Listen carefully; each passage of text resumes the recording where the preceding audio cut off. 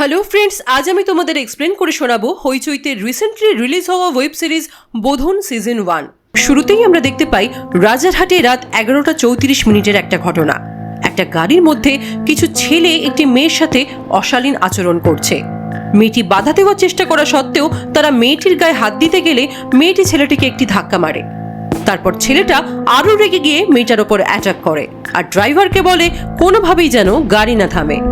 তারপরে scene shift হয় এই ঘটনার 8 ঘন্টা আগে কলকাতা থেকে 100 কিলোমিটার দূরে। আমরা একজনকে গাড়ি চালিয়ে যেতে দেখি। হঠাৎ রাস্তায় একটা গাড়ি খারাপ হয়ে দাঁড়িয়ে আছে দেখে সে গাড়ি থামায়, নেমে গাড়ির চালকের উদ্দেশ্যে বলে যে তিনি হেল্প করতে পারেন। এটা বলা মাত্রই গাড়ির সাইড থেকে একটি মেয়ে এসে বলে প্রয়োজন পড়বে না, ওর অলরেডি গাড়িটা সারানো হয়ে গেছে। মেয়েটি তার পরিচয় দেয়, তার নাম রাকা সেন, ফ্রান্সিস কলেজে জয়েন করতে কলকাতা যাচ্ছে। ছেলেটিও তার পরিচয় দেয়, তার নাম রিজু সান্যাল, এই অঞ্চলের ডিএম। রাকা বলে যে আপনি ডিএম মানে ডিস্ট্রিক্ট ম্যাজিস্ট্রেট? রিজু বলে হ্যাঁ, কেন কোনো সন্দেহ হচ্ছে? রাকা বলে না, ডিএম মানে তো লাল বাতি জ্বালিয়ে হুটার জ্বালিয়ে যায়, অনেক বড় বড় ব্যাপার। আপনার গাড়িতে কোনো বাতি দেখছি না, কোনো হইচই দেখছি না, তাই সন্দেহ হলো। রিজু বলে যে আমার আবার হইচইতে বড্ড অ্যালার্জি। ওদের মধ্যে টুকটাক কিছু কথোপকথন হয়। তারপরে রাকা গাড়ি স্টার্ট দিয়ে বেরিয়ে যায়। রাস্তায় রাকার পড়ে থাকা মাথার ক্লিপ রিজু নিজের কাছে রেখে দেয়। রিজুর চোখ মুখ বলে দিচ্ছে যে রাকাকে তার বেশ পছন্দ হয়েছে। এরপরেই সিন শিফট হয় সন্ধে 7টা, বেলেঘাটা ক্রসিং এর সিগনালে। রাকার গাড়ির পাশে একটি গাড়ি এসে দাঁড়ায়। রাকা দেখে যে গাড়িতে একটা মেয়ে ও কয়েকজন ছেলে। ছেলেগুলোর ব্যবহার আর মেয়েটার চোখের ভাষায় রাকার মনে হয় যে কিছু একটা নিশ্চয়ই সমস্যা হয়েছে। মেয়েটাকে কমফোর্টেবল লাগছে না। রাকার ঠিক কি করা উচিত আর কি করা উচিত নয় ভাবতে ভাবতেই সিগন্যাল গ্রিন হয়ে যায় আর রাকা গাড়ি থেকে নামতেই যাচ্ছিল, কিন্তু গাড়িটা স্টার্ট দিয়ে চলে যায়। এরপর আমরা দেখতে পাই রাকার বাড়ি, রাকার বাবা মা আর বোন। রাকা হঠাৎ করে আসাতে তারা খুব অবাক হয়েছে, কারণ রাকা তাদেরকে না বলেই ডিস্ট্রিক্টের কলেজের চাকরি ছেড়ে দিয়েছে। রাকা কলকাতায় যে কলেজে পড়তো সেই কলেজেই পড়ানোর সুযোগ পেয়েছে। কাল তার জয়নিং নতুন কলেজে। রাতে রাকা তার বোনকে দেখায় সোমের মেল এসেছে। সোম লিখেছে সে কলকাতায় আসছে, দেখা করতে চায়। রাকা তখনও কোনো রিপ্লাই দেয়নি, কারণ তাদের মধ্যে অনেক দিন কোনো যোগাযোগ নেই। সোম রাকার বয়ফ্রেন্ড, বিদেশে চাকরি করে। সোম চেয়েছিল রাকাও বিদেশে ওর সাথে চাকরি করুক, কিন্তু রাকা কলকাতা ছেড়ে যেতে চায় না। এই নিয়ে তাদের সম্পর্কে সমস্যা তৈরি হয়। রাকা সোমের SMS এর রিপ্লাইতে তার নতুন ফোন নাম্বারটা দিয়ে দেয়। পরের দিন রাকা নতুন কলেজে জয়েন করে। এই কলেজেরই এক্স স্টুডেন্ট রাকা। প্রিন্সিপাল স্যারের রুমে গিয়ে অফিসিয়ালি রাকা কলেজে জয়েন করে। তারপর টিচার্স রুমে যায়। সোহিনীদি নামে একজন প্রফেসর সবার সাথে রাকার আলাপ করিয়ে দিচ্ছিল। তার মধ্যে একজন প্রফেসর রাকার আধুনিক পোশাক নিয়ে ব্যঙ্গ করে। রাকা স্মার্টলি তার উত্তর দেয়। রাকা ক্লাস নেওয়ার সময় ক্লাসের একটি মেয়েকে বাইরে থেকে একজন ছেলে বারবার ডাকায় মেয়েটি রাকার পারমিশন নিয়ে বাইরে যায়। এই মেয়েটিকে মনে রাখবেন। এদিকে টিচার্স রুমে একটি ঘটনা নিয়ে সবাই জোরদার আলোচনা করতে থাকে। ইকো 5th সেমিস্টারের স্টুডেন্ট সিঞ্জিনী মুখার্জি রেপ হয়েছে। যে ক্লাসটা এক্ষুনি রাকা নিচ্ছিল, ঠিক সেই সময় রাকা টিচার্স রুমে ঢুকে ঘটনাটা শোনে। কলেজ ছুটির পর রাকা, সোহিনীদি আর সুব্রত স্যার হসপিটালে সিঞ্জিনীকে দেখতে যায়। সিঞ্জিনীর মা প্রথমে সিঞ্জিনীর সাথে কাউকে দেখা করতে দিতে চান না, তাও রাকা রিকোয়েস্ট করে বাইরে থেকে একবার দূর থেকে সিঞ্জিনীকে সে দেখবে। সিঞ্জিনীকে দেখে রাকা চমকে ওঠে, কারণ সিঞ্জিনী সেই মেয়ে যাকে রাকা বেলেঘাটা সিগন্যালে দেখেছিল। দর্শনা নামের একজন জার্নালিস্ট সিঞ্জিনীর নিউজটা সবার আগে ব্রেক করবে বলে হসপিটালে খোঁজ করতে থাকে, কিন্তু রিসেপশনিস্ট বলে এরকম কোনো রেপ কেসের পেশেন্ট আমাদের হসপিটালে অ্যাডমিট হয়নি। রাকা সিঞ্জিনীর মাকে বলে যে পুলিশে কমপ্লেন করতে, কিন্তু সিঞ্জিনীর মা কিছুতেই পুলিশে কমপ্লেন করতে রাজি হয় না। ওদিকে দর্শনা বেরোনোর সময় সুব্রত স্যারকে দেখতে পায়। দর্শনাও ওই একই কলেজে পড়তো। দর্শনা সুব্রত স্যারকে জিজ্ঞেস করে যে সে কি কারণে এখানে এসেছে। সুব্রত স্যার আসল কারণটা লুকিয়ে যায়। সোহিনী এসে তাড়াহুড়ো করে সুব্রত স্যারকে ওখান থেকে সরিয়ে নিয়ে যায়। দর্শনা ওদের সাথে রাকাকেও দেখতে পায়। রাকা দর্শনা থেকে 3 বছরের সিনিয়র ছিল। ওদের তিনজনের হাবভাব থেকে দর্শনার একটু সন্দেহ হয়। দর্শনা একজনকে ফোন করে খবর নিয়ে জানতে পারে যে রাকা ডিস্ট্রিক্টের কলেজ ছেড়ে দিয়ে ফ্রান্সিস কলেজে জয়েন করেছে। দর্শনা বুঝতে পারে যে ওরা সিঞ্জিনীকেই দেখতে এসেছিল, কিন্তু সেটা দর্শনার কাছ থেকে ওরা লুকোতে চাইছে। রাকা ওর বোনের সাথে সিঞ্জিনীর এই ব্যাপারটা নিয়ে আলোচনা করছিল। রাকা বলছিল যে সিঞ্জিনীকে ওরা খুব ফোর্স করেছিল জানিস। সিঞ্জিনীর সারা শরীরে আঁচড়ের দাগ, খুব কষ্ট পাচ্ছে মেয়েটা। কারা এগুলো করলো, কিভাবে তাদের আইডেন্টিফাই করা যাবে?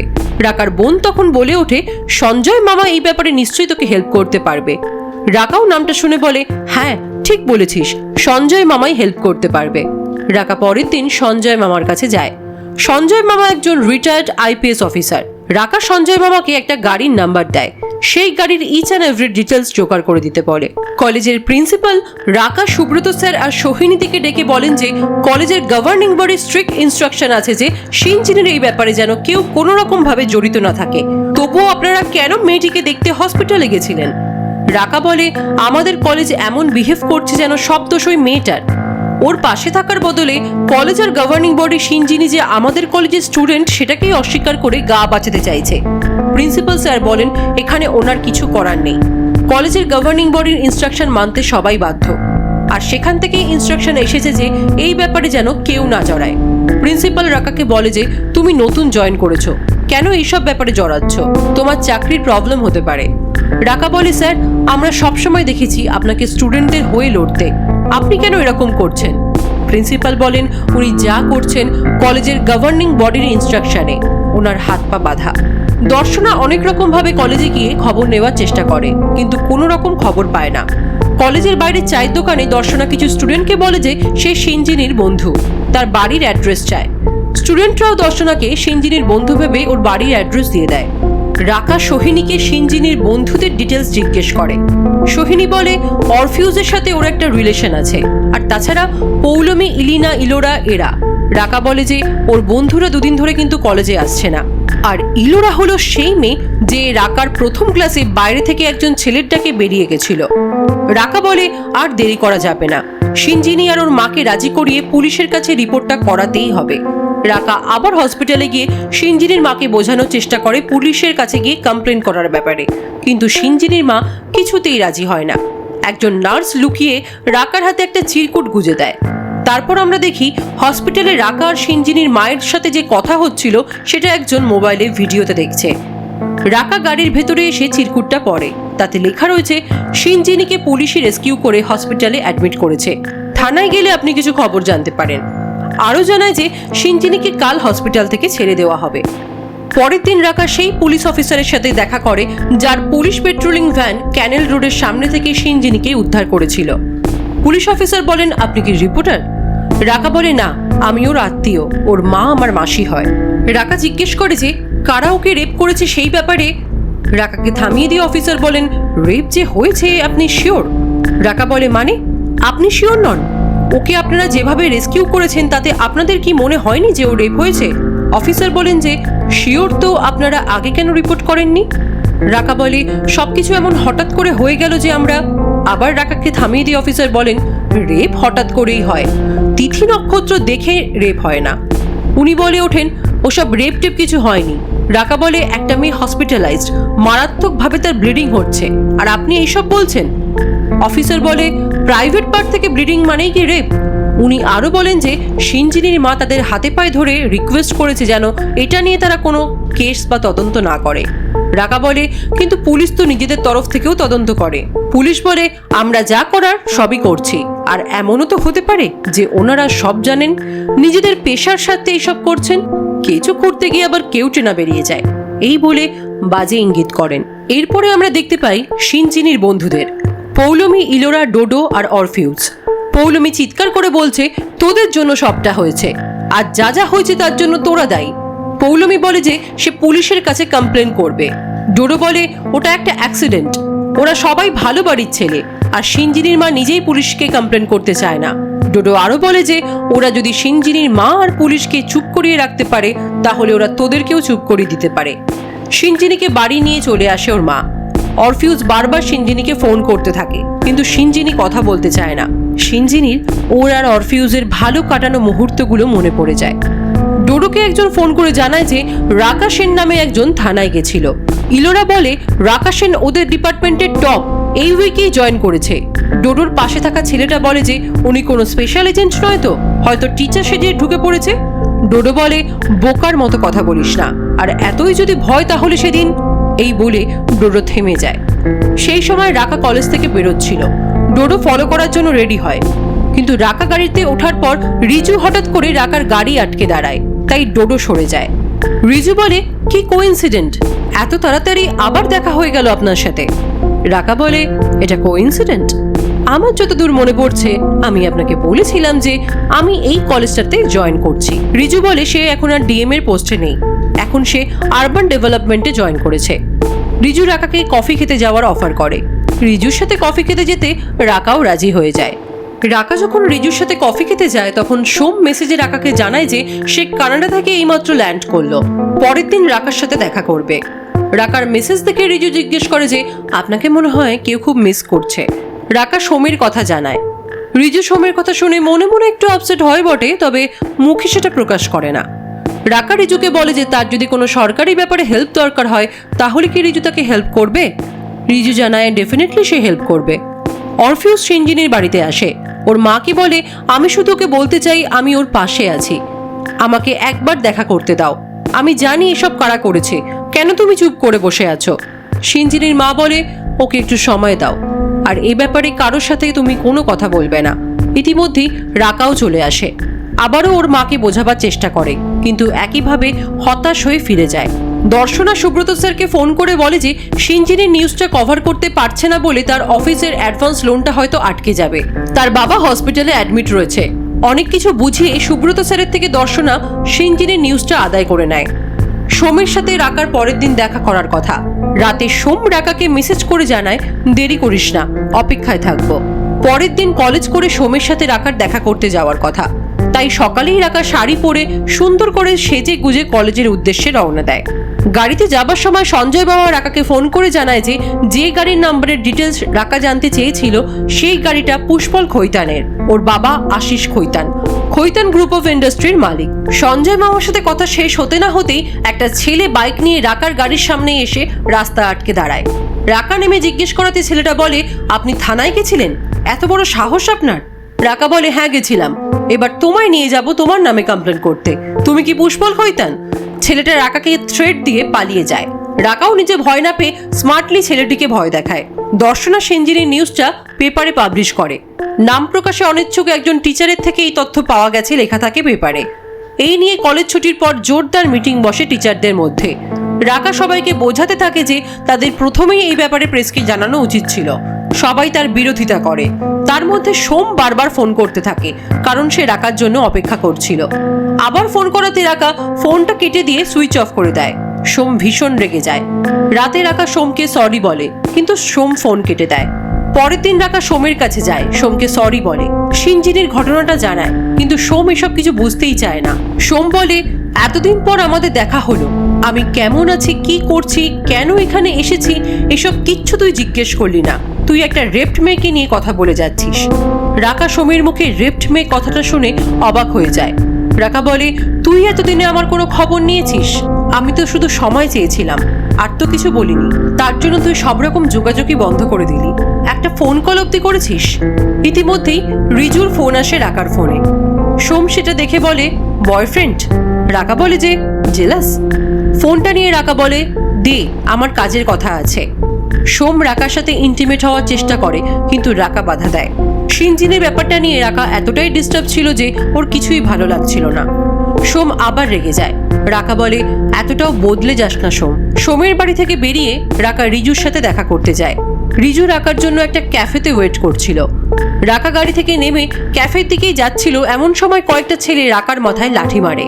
রিজু রাকাকে ট্রিটমেন্ট করিয়ে থানায় যেতে বলে কমপ্লেন করানোর জন্য। রাকা বলে সে তো ছেলেগুলোর মুখই দেখেনি, কার নামে কমপ্লেন করবে?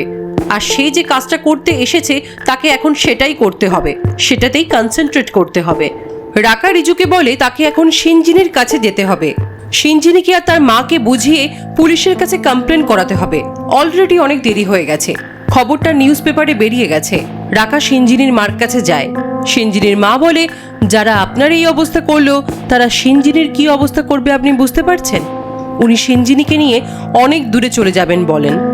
রাকা বলে আর সেখানকার পুষ্পল খৈতানরা, তাদের সাথে কি করে আপনি পাল্লা দেবেন? সিনজিনির মা বলে আপনি পুষ্পলের নাম জেনে গেছেন? রাকা বলে আপনি পুষ্পলকে চেনেন, তাহলে কি এই সিনজিনিকে? সিনজিনির মা আর কিছু বলতে চায় না। রাকা একবার সিনজিনির সাথে দেখা করতে চায়, এর মধ্যেই সিঞ্জিনি বাইরে চলে আসে। তার মনে পড়ে বেলেঘাটা সিগন্যালের কথা।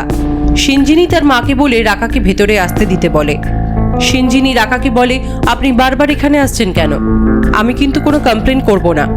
সিঞ্জিনি বলে, আমার কিন্তু আপনাকে মনে আছে। আমার মনে হচ্ছিল আপনি বুঝতে পারছেন আমার অস্বস্তিটা। একবার মনে হলো গাড়ি থেকে নেমে আপনার কাছে লিফট চাই।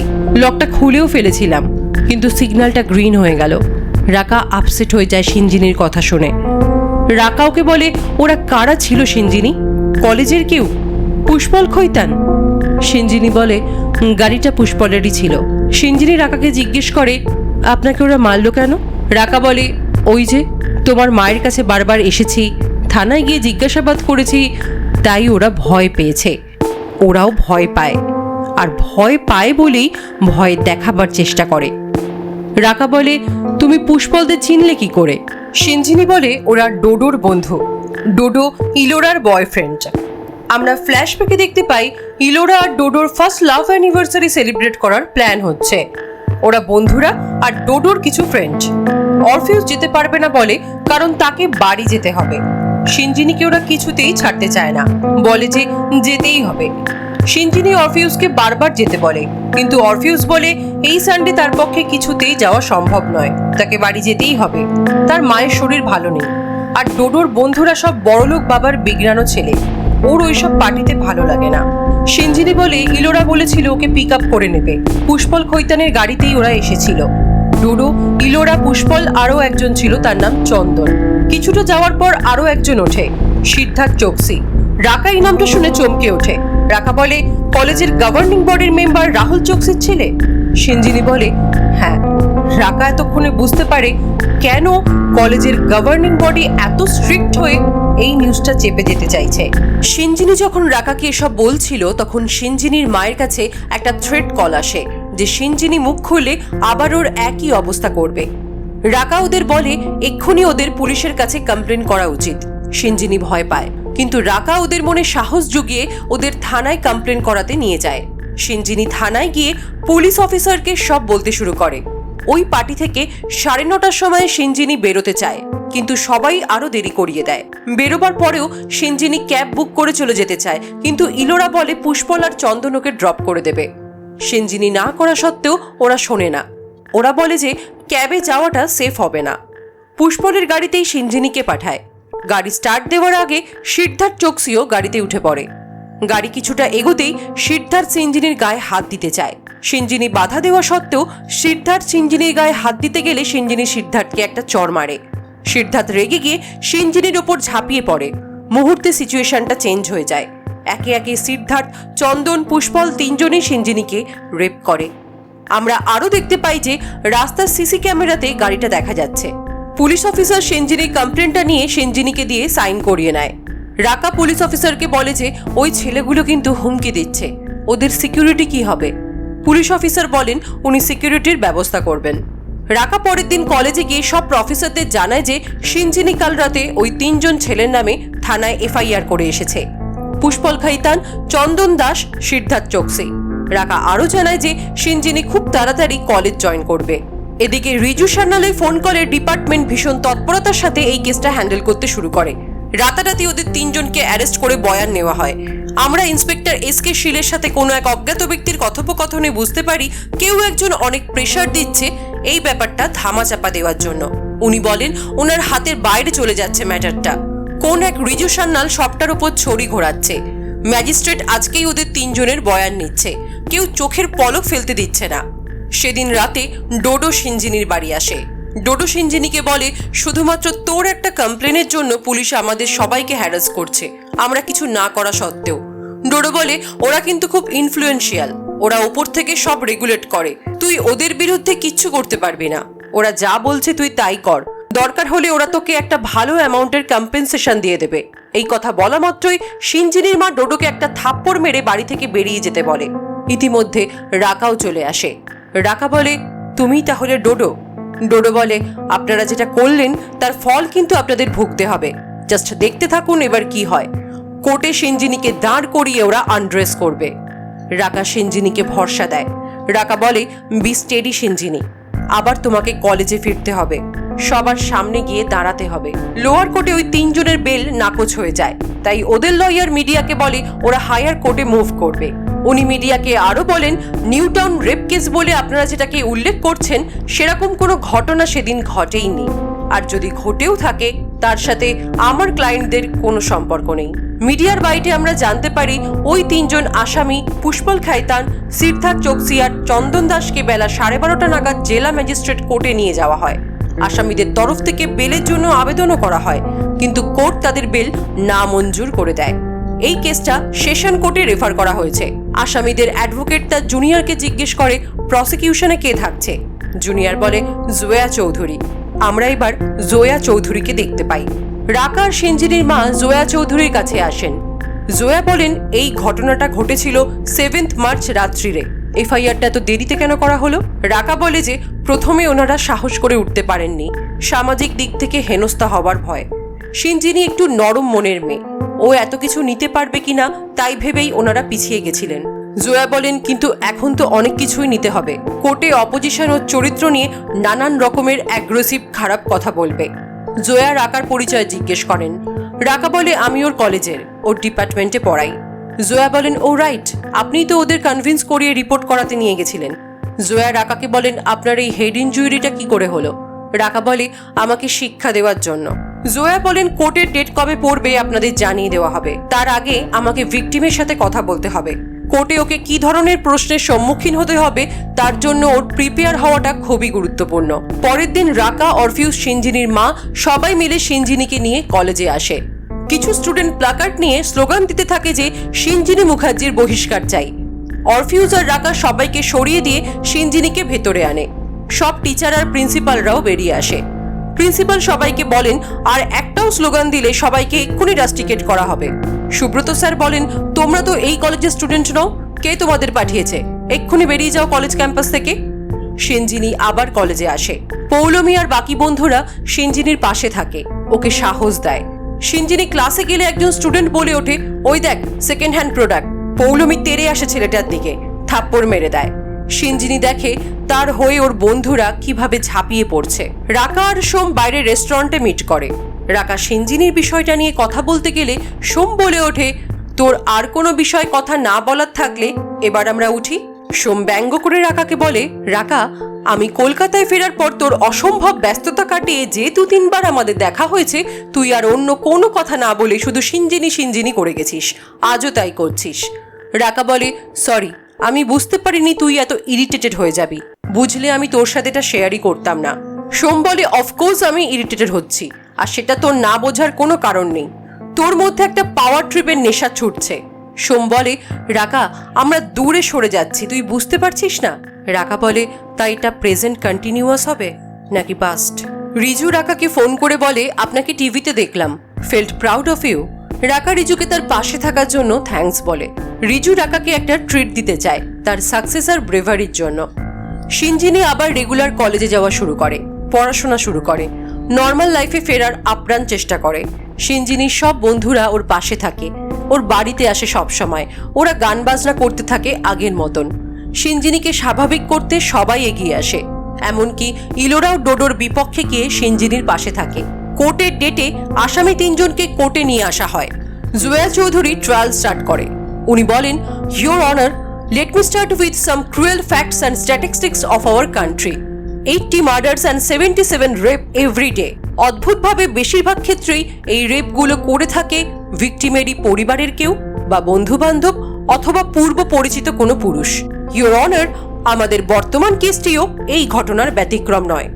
সিঞ্জিনি মুখার্জি 7 মার্চ রবিবার রাতে তার বন্ধুর পার্টি থেকে ফেরার সময় তার বন্ধুর বন্ধু অর্থাৎ তার পূর্ব পরিচিত পুষ্পল খাইতানের গাড়িতে ওঠে। সেই সময় গাড়িতে পুষ্পলের সাথে আরও একজন বন্ধু ছিল, চন্দন দাস, এবং পরে সেই গাড়িতে জয়েন করে সিদ্ধার্থ চোকসি। তারা 3 জনেই সিঞ্জিনিকে কথা দেন যে তারা সিঞ্জিনিকে বাড়ি পৌঁছে দেবেন, কিন্তু কথা দেওয়া সত্ত্বেও তারা 3 জন সিঞ্জিনিকে একের পর এক ধর্ষণ করে এবং তারপর চলন্ত গাড়ি থেকে রাস্তায় ফেলে দেয়। জোয়া এই ঘটনার জন্য আইপিসি 375 ধারা অনুযায়ী তাদের অপরাধ মহামান্য আদালতের কাছে তুলে ধরে। অপোজিশন ট্রায়াল শুরু করে। তিনি বলেন কত কত আইন, কত কত ধারা মেয়েদের সুরক্ষার জন্য তৈরি হয়েছে, কিন্তু মহামান্য আদালত, আমি বলতে বাধ্য হচ্ছি, কিছু মেয়ে সেই আইনের সুযোগ নিয়ে অসৎ উপায়ে কিছু ভদ্র নির্দোষ মানুষকে ভয় দেখিয়ে বদনাম করে টাকা রোজগারের চেষ্টা করছে। আজকের এই state versus Siddharth Choksi and others কেসটিও তার ব্যতিক্রম নয়। সেদিন রাত্রে সিঞ্জিনী মুখার্জিকে আমার ক্লায়েন্টরা লিফট দিয়েছিল আউট অফ কার্টসি, কিন্তু কিছু দূর যাওয়ার পরেই সিঞ্জিনী হঠাৎ করে টাকা ডিমান্ড করে। আমার ক্লায়েন্টরা বুঝতে পারে না কেন সে টাকা চাইছে আর কেনই বা তাকে টাকা দেওয়া হবে। তারা টাকা দিতে অস্বীকার করে। সিঞ্জিনী ভায়োলেন্ট হয়ে যায়। সে বারবার তাদের থ্রেট করতে থাকে যে সে চিৎকার করবে, লোক জড়ো করবে এবং বলবে যে তাকে রেপ করার চেষ্টা করা হয়েছে। এরপরেও যখন আমার ক্লায়েন্টরা টাকা দিতে অস্বীকার করে, তখন সিঞ্জিনী মুখার্জি বুঝতে পারে যে এখানে বিশেষ সুবিধা হবে না। তখন তাকে নামিয়ে দেওয়ার জন্য অনুরোধ করে। আমার ক্লায়েন্টরাও আর ঝামেলা বাড়াতে না চেয়ে তাকে গাড়ি থেকে নামিয়ে দেয়। এরপর কি হয়েছে সেটা জানা আমার ক্লায়েন্টদের কাজ নয়। পরে নিউজ পেপারে রিপোর্ট বেরোনোর পর আমার ক্লায়েন্টরা জানতে পারে সিঞ্জিনী মুখার্জিকে নাকি রেপ করা হয়েছে। তারপর সিঞ্জিনী মুখার্জির অভিযোগের ভিত্তিতে আমার ক্লায়েন্টদের গ্রেপ্তার করা হয়। This is a clear case of misutilization of the law. Opposition advocate এই বলে ওই আসামি 3 জনের ইমিডিয়েট বেল ডিমান্ড করে। এরপর সিঞ্জিনীকে উইটনেস বক্সে আনা হয়। জুয়া সিঞ্জিনীকে বলে 7 মার্চ রবিবার ওই পার্টি থেকে ফেরার সময় ঠিক কি ঘটেছিল সমস্ত কিছু মহামান্য আদালতকে ডিটেলে বলো। কাউকে বা কোনো কিছুকে ভয় পাওয়ার কোনো কারণ নেই। সিঞ্জিনী বলে, ইলোরার পার্টি থেকে সেদিন রাত 11টার সময় আমি বেরিয়েছিলাম। এইটুকু বলতেই অপোজিশনের অ্যাডভোকেট বলে ওঠেন, louder please miss Mukherjee, defence আপনাকে শুনতে পাচ্ছে না। জাজ বলেন, মিস্টার সামন্ত, কোর্ট কিন্তু ওনার কথা ক্লিয়ারলি শুনতে পাচ্ছে। আপনার কি কোনো হিয়ারিং এইড দরকার? অপোজিশন চুপ করে যায়। জুয়া বলে, না সিঞ্জিনী, তুমি একটু জোরেই কথা বলো। চেঁচিয়ে না বললে মেয়েদের কথা অনেকেই শুনতে পায় না। সিঞ্জিনী বলে, ইলোরাদের পার্টি থেকে বেরোতে আমার 11টা বেজে গেছিল। ডোডোর বন্ধু পুষ্পল আমাকে ড্রপ করে দেবে বলেছিল। জোয়া বলেন, ডোডোকে? সিঞ্জিনী বলে, আমাদের কলেজের। ডোডো আর ইলোরা এই পার্টিটা হোস্ট করেছিল। সিঞ্জিনী বলে, 9টা বেজে যাওয়ার পর যখন সে বেরোবার কথা বলে তখন ইলোরা পুষ্পলকে বলে ওকে ড্রপ করে দেবার কথা। জোয়া বলে, পার্টি থেকে সেদিন কটায় বেরিয়েছিলে? সিঞ্জিনী বলে, প্রায় 11:15 নাগাদ। সে বেরিয়ে ক্যাব বুক করছিল। তখন ইলোরা বলল যে এত রাতে ক্যাবে যাওয়াটা সেফ হবে না। ইলোরা আর ডোডো পুষ্পলের গাড়িতে তুলে দেয় সিঞ্জিনীকে। গাড়িটা কিছু দূর যাওয়ার পর যা যা হয়েছিল সেটা সিঞ্জিনী খুলে বলে মহামান্য আদালতকে। জোয়া বলে, ইউর অনার, নিউ টাউনের ক্যানাল ব্যাংক রোডের ওপর জঞ্জালের ভ্যাটের কাছে সিঞ্জিনী মুখার্জিকে ফেলে চলে আসা হয়। রাত্রি 12:20 নিউ টাউন থানার পেট্রোল ভ্যান ঘোরতর জখম অবস্থায় সিঞ্জিনীকে ওখান থেকে উদ্ধার করে এবং নিউ টাউনের সিটি হসপিটালে তাকে ভর্তি করা হয়। মহামান্য আদালতের কাছে সিঞ্জিনীর মেডিকেল রিপোর্ট পেশ করে জুয়া। জুয়া বলে, semen traces and male pubic hair found from private part of the victim's body. The report state the injury marks and bite marks of the various part of victim's body. DNA রিপোর্টও পেশ করে জোয়া। জোয়া বলে, এই রিপোর্টের উপর ভিত্তি করে আমি মহামান্য আদালতের কাছে আবেদন করছি এই 3 জন আসামিকে যাবজ্জীবন সশ্রম কারাদণ্ড দেওয়া হোক। ইন্সপেক্টর এসকে শিলকে উইটনেস বক্সে তোলা হয়। অ্যাডভোকেট সামন্ত তাকে বলেন, 7 তারিখ 12:20 আপনার পেট্রোলিং ভ্যান সিঞ্জিনী মুখার্জিকে উদ্ধার করে। তারপর আপনারা কি করলেন? ইন্সপেক্টর বলেন, উনি ভ্যানেই বসেছিলেন, দেখেই বুঝলেন যে রেপ হয়েছে। ওনাকে থামিয়ে দিয়ে অ্যাডভোকেট সামন্ত বলেন, দেখেই বুঝে গেলেন যে রেপ হয়েছে? ইন্সপেক্টর বলেন, মাসে 5-6টা এরকম কেস ওনার কাছে আসেই, এক্সপিরিয়েন্স বলে একটা ব্যাপার আছে তো। অ্যাডভোকেট বলেন, তারপর কি হলো? ইন্সপেক্টর বলেন, তারপর ওকে হসপিটালে ভর্তি করা হয়। ওর ব্যাগে ফোন ছিল, সেখান থেকেই ওর মায়ের নাম্বার পেয়ে ওর মাকে ডেকে পাঠানো হয়। অ্যাডভোকেট জিজ্ঞেস করেন, আর ওর মেডিকেল এভিডেন্স মানে জামা কাপড়, ডিএনএ স্যাম্পল? ইন্সপেক্টর বলে, হ্যাঁ, সেগুলো সব কালেক্ট করা হয়। অ্যাডভোকেট বলেন, আর কালেক্ট করে সেগুলো আপনারা আপনাদের কাস্টাডিতেই রেখে দিয়েছিলেন, তাই তো? ইন্সপেক্টর বলেন, রাইট স্যার। অ্যাডভোকেট বলেন, কেন? তখনই সেগুলো ফরেন্সিক ল্যাবে পাঠালেন না কেন? ইন্সপেক্টর বলেন, আসলে স্যার, ভিকটিমের তরফ থেকে তো কোনো এফআইআর করা হয়নি, তাই জন্য। অ্যাডভোকেট সামন্ত বলেন, কেন করা হয়নি? ইন্সপেক্টর বলেন যে সে ওদের মনে কি চলছিল সেটা আমি কি করে জানবো স্যার? পুলিশের তরফ থেকে সুমোটো কেস রেজিস্টার করা হয়। তারপর 12 তারিখ ভিকটিম এফআইআর করে। অ্যাডভোকেট বলেন, 12 তারিখে এফআইআর করা হয়, 13 তারিখে আমার ক্লায়েন্টদের অ্যারেস্ট করা হয় এবং তাদের ডিএনএ টেস্ট ও মেডিকেল টেস্ট হয়। জোয়া অবজেকশন করে বলে, আমার বিরোধী পক্ষ এই প্রশ্নগুলো করে ঠিক কি প্রমাণ করার চেষ্টা করছেন মহামান্য আদালত? অ্যাডভোকেট সামন্ত বলেন, আমি শুধু এটাই প্রমাণ করার চেষ্টা করছি যে পুলিশ তাদের অপদার্থতা ঢাকতে আমার মক্কেলদের ফাঁসাচ্ছে।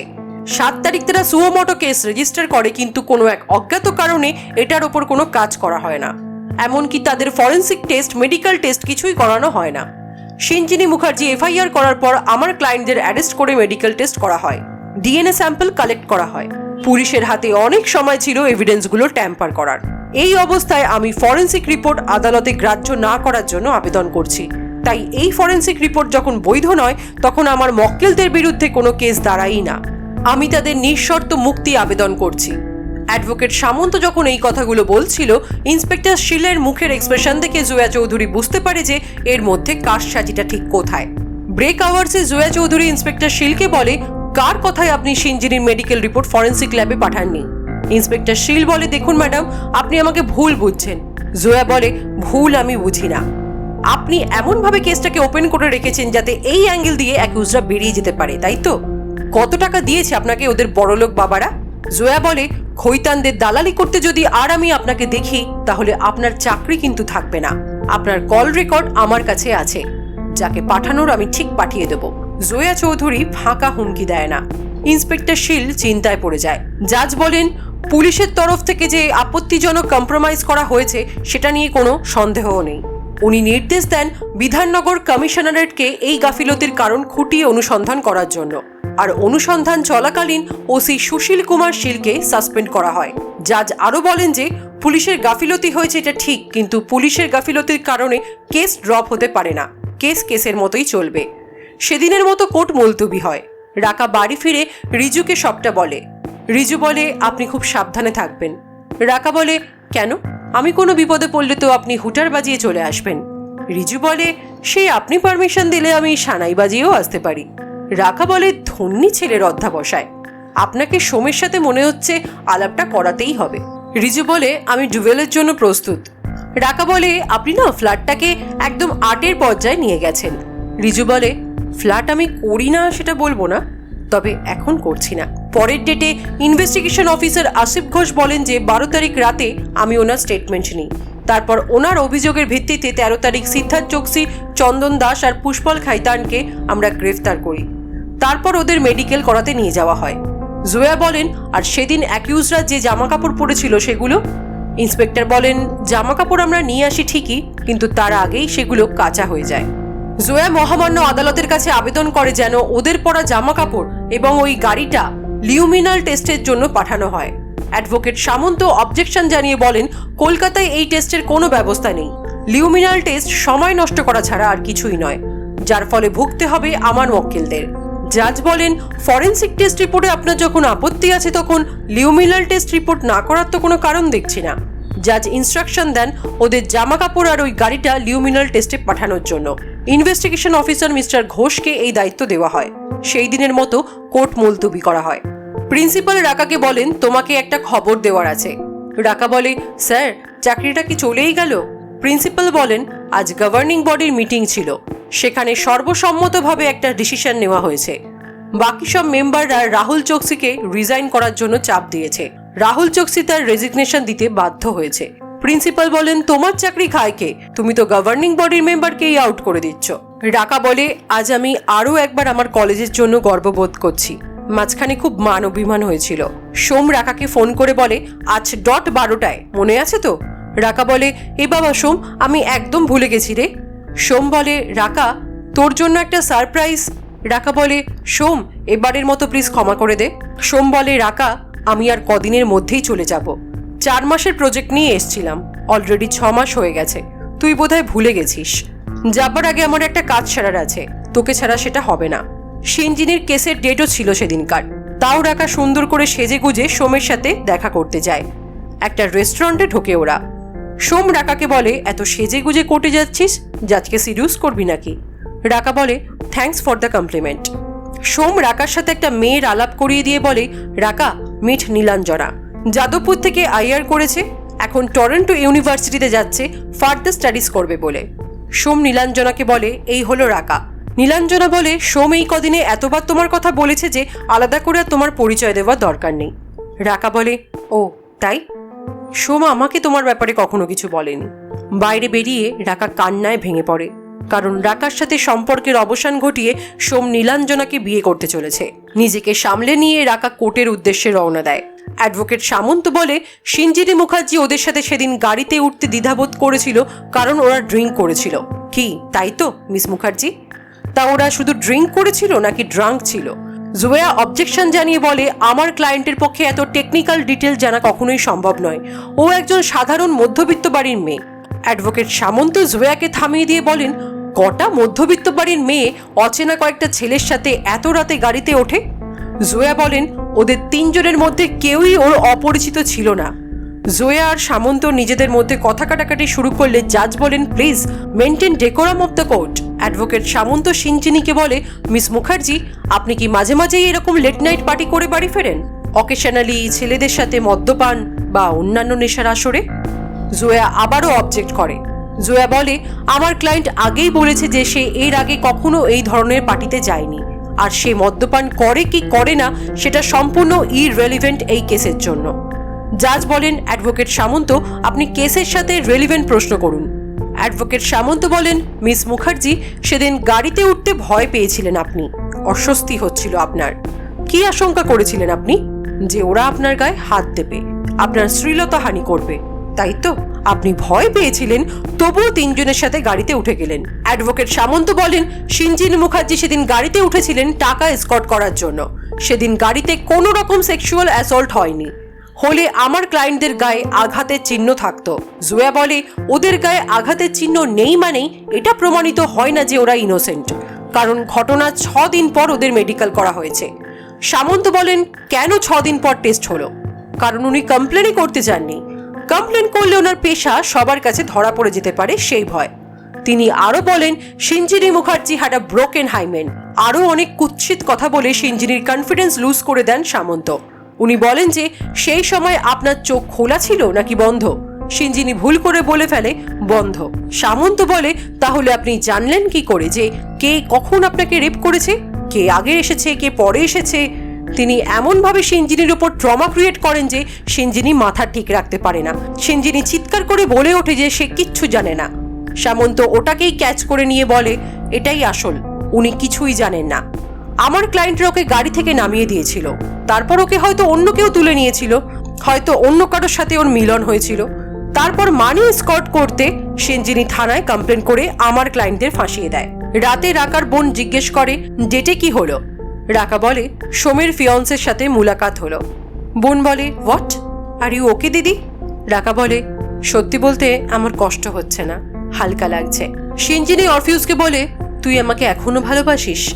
অরফিউজ বলে, আমার কাছে এখন আর আগের মধ্যে কোনো পার্থক্য নেই সিঞ্জিনী। তুই আমার কাছে আগেও যা ছিলিস এখনো তাই আছিস।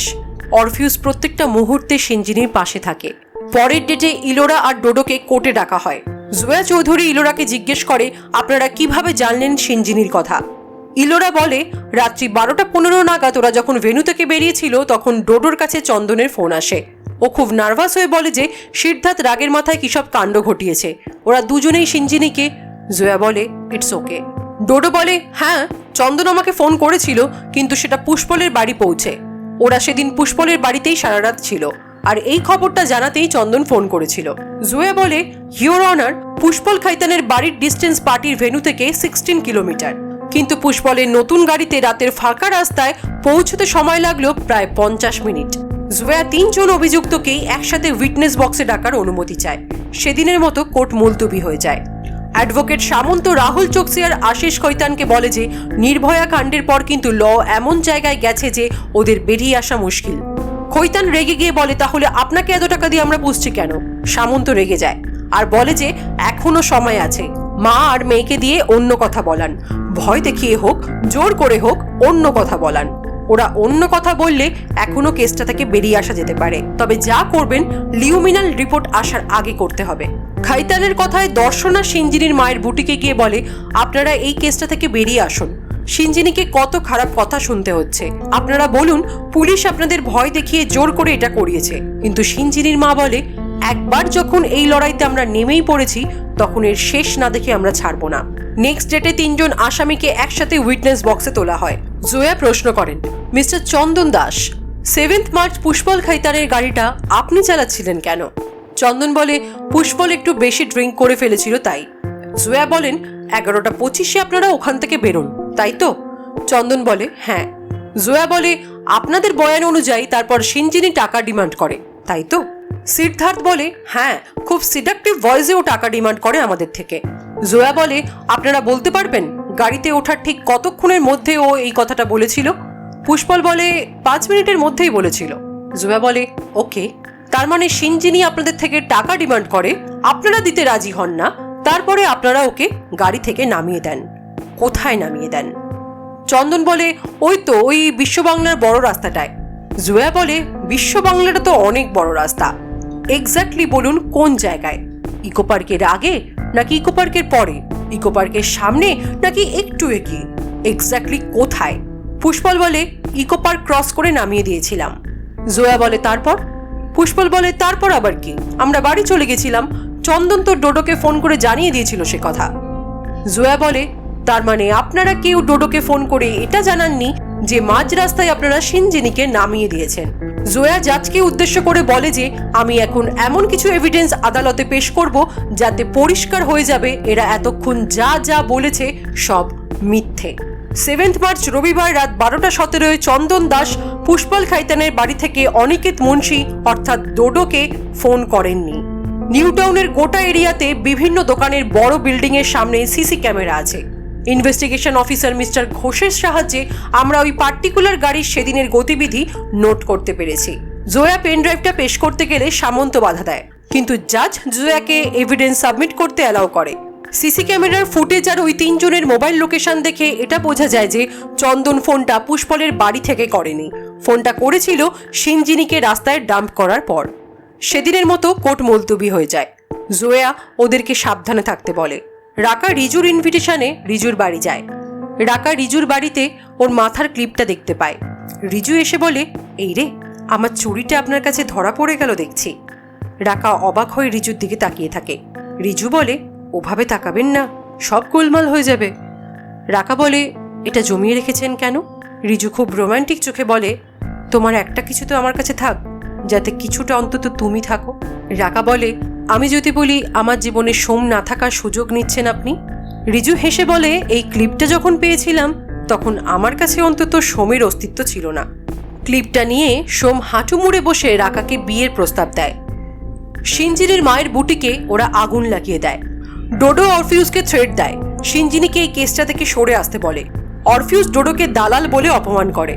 ডোডো অরফিউজকে থ্রেট করে বলে ওরা কিন্তু সবাইকে মেরে ফেলে রেখে দেবে। ওদিকে দর্শনা সিনজিনিকে বোঝাতে থাকে যেন সিনজিনি ওদের কথা মতো চলে, সিনজিনি যেন এই কেসটা থেকে বেরিয়ে আসে। সিনজিনি দর্শনাকে বলে, তুমি এখন কাগজের চাকরি ছেড়ে ওদের চাকরি করছো বুঝি? অরফিউজ সিনজিনিকে বলে ডোডো ওকে ভয় দেখাতে এসেছিল। সিনজিনি অরফিউজের জন্য একটু ভয় পায়, ওর ভয়টাই সত্যি হয়। ওরা অরফিউজকে খুন করে ফ্যানে ঝুলিয়ে দেয় যাতে দেখে আত্মহত্যা মনে হয়। সামন্ত সিনজিনির মাকে জিজ্ঞেস করে, যে ঘটনা ঘটেইনি সেটা নিয়ে কমপ্লেন করতে কে জোর করেছে আপনাদের? কে ভয় দেখিয়েছে? 5 দিন পরে কেন কমপ্লেন করলেন? সিনজিনির মা চিৎকার করে বলে ওঠে, কেউ জোর করেনি, কেউ ভয় দেখায়নি, আমি নিজেই ভয় পেয়েছিলাম। যেদিন ভয় কেটেছে সেদিনই থানায় গেছি, কমপ্লেন করেছি। সামন্ত চুপ করে যায়। অরফিউজের পোস্টমর্টেম রিপোর্ট চলে আসে। অরফিউজের মৃত্যু সিনজিনিকে নাড়িয়ে দেয়। সিনজিনি ওদের সবার সামনে চেঁচিয়ে বলে, অরফিউজ আত্মহত্যা করেনি, অরফিউজকে মেরে ফেলা হয়েছে। অরফিউজকে মেরে আপনারা কি মেসেজ দিলেন জানেন? আপনাদের কথা না শুনলে আপনারা সবাইকে মেরে ফেলতে পারেন, এরপর হয়তো আমার মাকে মারবেন, তারপর আমাকে। বিশ্বাস করুন, আমি তৈরি, এমনকি আমার মাও তৈরি, তাও আমার বয়ান বদল হবে না মিস্টার সিদ্ধার্থ চোকসি। সিনজিনি বলে, অরফিউজের মরা মুখের দিব্যি এর শেষ দেখে তবেই আমি ছাড়ব।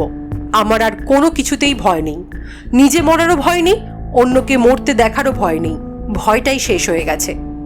রাকা ওদেরকে বলে, আজ মহাষষ্ঠী, আজ মায়ের বোধন। বোধন মানে একটা লম্বা ঘুম থেকে জাগার পালা, ভয়ের ঘুম কাটিয়ে জেগে ওঠার পালা। এবার অসুর বধের সময়, সিনজিনিদের জেতার সময়। এবার সিনজিনিরা জিতবে আর অসুর বধ হবে। বোধন সিজন 1 এখানেই শেষ হয়ে যায়। আপনাদের সাথে সাথে আমিও নেক্সট সিজনের অপেক্ষায় থাকবো। এই ভিডিওতে যদি কিছু ভালো লেগে থাকে তাহলে please to like, comment, share and please don't forget to subscribe Filmit. দেখা হবে নেক্সট মুভির সাথে, ততক্ষণের জন্য বাই বাই।